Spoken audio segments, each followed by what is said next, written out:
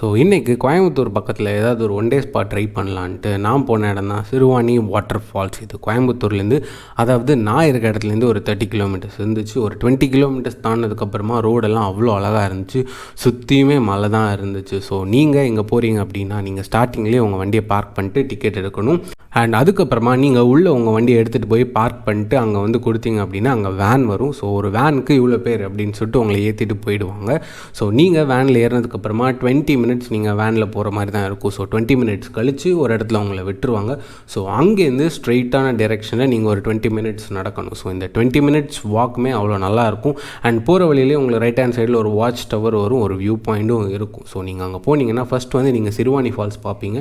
So அங்கேருந்து ஒரு U-turn எடுத்து நீங்கள் கீழே இறங்குற மாதிரி தான் இருக்கும். ஸோ நீங்கள் அங்கேருந்து ஒரு யூட்டர்ன் எடுத்து கீழே இறங்கினீங்கன்னா அங்கே தான் கோவை குற்றாலம் இருக்கும். ஸோ இந்த கோவை குற்றாலம்ங்கிறது நீங்கள் ஃபேமிலியாக போகிறதுக்கு ஒரு பக்கா ஸ்பாட். ஃபேமிலியாக மட்டும் இல்லை, நீங்கள் பசங்களாக கேங்காக போனாலுமே இது ஒரு பக்கா ஸ்பாட். ஸோ இந்த ஸ்பாட்டில் நீங்கள் வந்து ஃபால்ஸ்லேருந்து குளிக்கிற மாதிரி அந்த எக்ஸ்பீரியன்ஸையும் ஃபீல் பண்ணலாம். நீங்கள் ஸ்விம்மிங் பூலில் குளிக்கிற எக்ஸ்பீரியன்ஸையும் ஃபீல் பண்ணலாம். ஏன்னா உங்களுக்கு பார்த்தாலே தெரியும், ஏன்னா இந்த ஸ்பாட் அந்த மாதிரி தான் இருக்கும். அண்ட் இதை பற்றி எலாபரேட்டட் வீடியோவை நான் யூடியூப் சேனலில் அப்லோட் பண்ணியிருக்கேன். ஸோ அதையும் பார்த்து என்ஜாய் பண்ணுங்கள். தேங்க்யூ.